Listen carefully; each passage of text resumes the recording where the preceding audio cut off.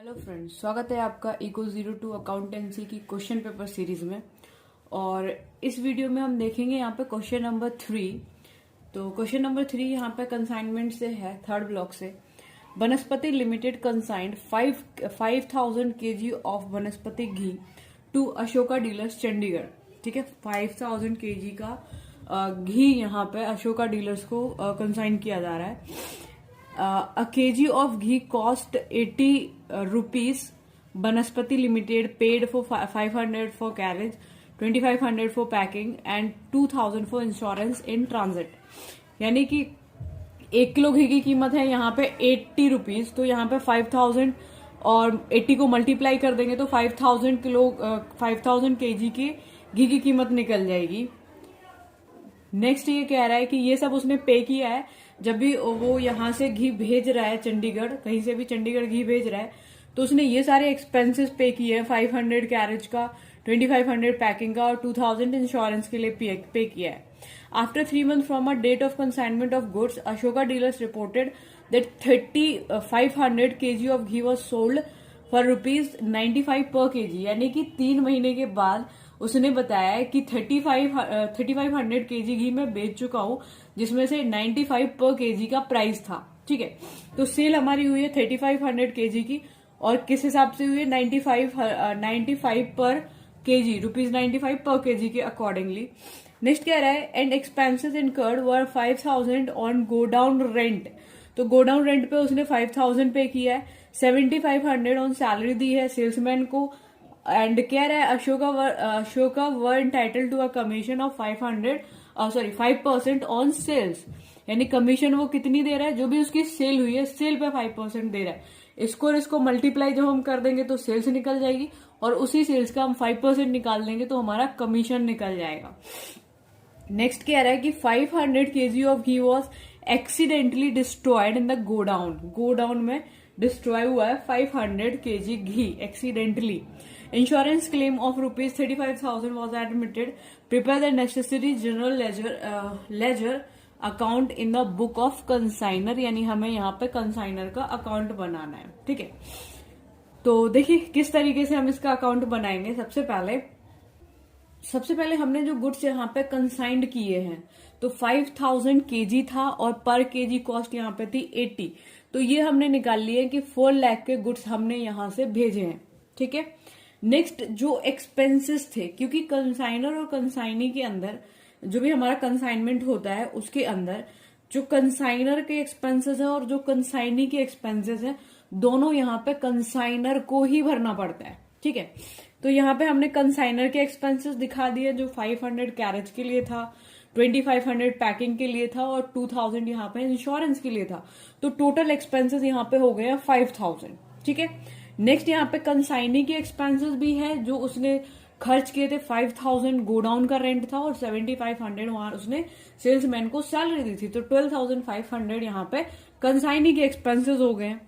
Next यहाँ पे हमने कमीशन कैलकुलेट की हुई है, उससे पहले हम यहाँ सेल कैलकुलेट कर लेंगे क्योंकि कमीशन जो दी जा रही है वो सेल्स पे दी जा रही है। तो सेल कैलकुलेट करने के लिए जो हमारा 3,500 kg सेल हुआ था उसको 9,500 के अकॉर्डिंगली हमने मल्टीप्लाई कर दिया तो ये हमारी टोटल सेल आ गई है। और इसका हमने क्या निकाल लिया 5%। तो 3,32,500 का 5% निकाल लिया तो ये कमीशन आ गई है। ठीक है, अब ये दोनों क्या चीजें हैं, यहाँ पे देखो हमारे पास जो टोटल गुड्स था वो 5,000 kg था जिसमें से 3,500 बिक चुका है। बचा कितना 1,500 में से कह रहा है 500 लॉस हो गया है गोडाउन में ही। तो अभी कितना बचा 1,000 बचा है, यानी 1,000 यहाँ पे अनसोल्ड है और 500 का लॉस हुआ है और एक्सीडेंटली लॉस हुआ है तो ये माना जाएगा यहाँ पे एबनॉर्मल लॉस। तो सबसे पहले एबनॉर्मल लॉस का फॉर्मूला लगा के यहाँ पे एबनॉर्मल लॉस कैलकुलेट करेंगे और अनसोल्ड स्टॉक यानी क्लोजिंग स्टॉक का फॉर्मूला लगा के यहाँ पे क्लोजिंग स्टॉक को हम सॉल्व करेंगे क्लोजिंग स्टॉक के फॉर्मूले के साथ। तो देखिए, तो एबनॉर्मल लॉस कैलकुलेट करने के लिए हमारे पास फॉर्मूला होता है number of abnormal loss unit into cost price per unit plus non recurrence expenses up to loss into abnormal loss divided by total unit consigned. तो यहाँ पे एबनॉर्मल लॉस यानी लॉस कितने यूनिट का हुआ है, 500 का। 5,000 यूनिट हमारे पास टोटल थे, जिसमें से 500 लॉस हो गए हैं और 1000 यहाँ पे अभी बाकी है जो सेल नहीं हुए, और 3500 यहाँ पे सेल हो गए। तो 500 यहाँ पे टोटल यूनिट्स हैं जो लॉस हुए हैं। और कॉस्ट पर यूनिट कितनी की थी, 80 पर यूनिट वो भेज रहा था। प्लस कब लॉस हुए, गोडाउन में रखने पर। तो गोडाउन का रेंट का चार्ज उसने कितना दिया था, 5000। तो 5000 यहाँ पे नॉन रिकरिंग एक्सपेंसेस कहलाएंगे जब लॉस हुआ है उससे पहले। नेक्स्ट कह रहा है एबनॉर्मल लॉस यूनिट, वही 500, और टोटल यूनिट कंसाइंड 5000 तो उसने टोटल कंसाइंड किए थे, और एक की कॉस्ट वो बता रहा है 80 रुपीज थी। तो इसको हमने मल्टीप्लाई कर दिया है, ये 5000 है और यहाँ पे ये आ जाएगा आपका 5000, और इसको मल्टीप्लाई कर देंगे 8000 को। ये मल्टीप्लाई करने की जरूरत नहीं है क्योंकि यहाँ पे कह रहा है टोटल यूनिट कंसाइंड, तो इसको हम 5000 ही रहने देंगे। तो टोटल यूनिट कंसाइंड कितना था, 5000 था। इससे इसको कैंसिल कर देंगे और ये यहाँ पे प्लस कर देंगे, तो ये आ गया 40,500। ये हमारा एबनॉर्मल स्टॉक है, ठीक है। अब नेक्स्ट हमें निकालना है यहाँ पे अनसोल्ड यूनिट, यानी कि कितना क्लोजिंग स्टॉक बचा हुआ है। तो 1000 यहाँ पे था ऐसा स्टॉक जो हमारा बचा हुआ है, तो उसके लिए हम कैलकुलेट करेंगे फॉर्मूला लगा के। तो ये है यहाँ पे कॉस्ट ऑफ अनसोल्ड स्टॉक, इसमें प्लस कर देंगे नॉन रिकरिंग एक्सपेंसेस सेम रहेगा, multiply cost of unsold unit और divided by cost of goods consigned. अब यहाँ पे कॉस्ट पूछ रहा है कंसाइंड की, यानी कितनी कॉस्ट थी जो टोटल गुड्स हमने कंसाइंड किए, और ऊपर वाले में क्या पूछ रहा था, टोटल यूनिट कंसाइंड फॉर्मूले में। तो यहाँ पे 1000 को मल्टीप्लाई कर दिया हमने 80 से, यानी 1000 हमारे अनसोल्ड थे, 80 से मल्टीप्लाई कर दिया है। नॉन रिकरिंग एक्सपेंसेस 5000 थे, कॉस्ट ऑफ अनसोल्ड यूनिट 1000 यहाँ पे नहीं बिका है, और पर कॉस्ट यहाँ पर केजी जो कीमत थी वो 80 रुपीज थी। तो total cost of unsold unit आ गई 80,000। और यहाँ पे कह रहा है कॉस्ट ऑफ गुड्स कंसाइंड, तो 5000 के गुड्स थे, 80 पर केजी था, तो इसको मल्टीप्लाई कर दिया, तो ये आ गया 4 लाख जो टोटल कॉस्ट थी जितने गुड्स हमने यहाँ से भेजे हैं।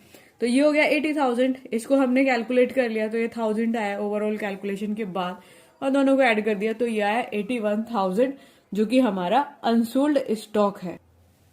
तो यहाँ पे हमने एबनॉर्मल लॉस हमेशा हमारा क्रेडिट साइड आएगा, तो इसको कैलकुलेट कर लिया और इसको क्रेडिट साइड दिखा दिया है। और ये क्लोजिंग स्टॉक यानी कि अनसोल्ड स्टॉक था, इसको भी हम क्रेडिट साइड दिखा देंगे। फाइनली हमें क्या करना है, इन दोनों साइड का टोटल करना है, यहां तक नहीं क्योंकि ये तो बैलेंस है, यहां तक और यहां तक, इसका टोटल ये आया है। तो क्योंकि इसी का टोटल बड़ा है तो दोनों साइड हमें यही लिख देना है, और जो भी इसका टोटल आएगा उसमें से उसको हमें माइनस कर देना है इस वाले में से। तो जैसे इसका टोटल जो भी आया है मैंने इसको माइनस कर दिया, तो ये बचा 19,875 जो कि हमारा loss profit and loss account में चला जाएगा, यानी इतना हमारे पास ये प्रॉफिट हुआ है। 4 लाख के गुड्स हमने भेजे थे जिसमें से हमें प्रॉफिट कितना हुआ है, 19,875 रुपीज का। अगर बैलेंस इस साइड आता तो लॉस कहलाता, इस साइड आया है इसलिए ये प्रॉफिट कहलाएगा। और जब भी हम कंसाइनर अकाउंट बनाएंगे उसमें हमारा प्रॉफिट कैलकुलेट किया जाएगा, और अगर कंसाइनी अकाउंट बनाएंगे तो उसके अंदर फिर हमारा निकलेगा बैलेंस, कितना बैलेंस हमारा बचा है जो हमें कंसाइनर को पे करना है। ठीक है, चलिए तो इतना ही करते हैं इसके अंदर। Thank you.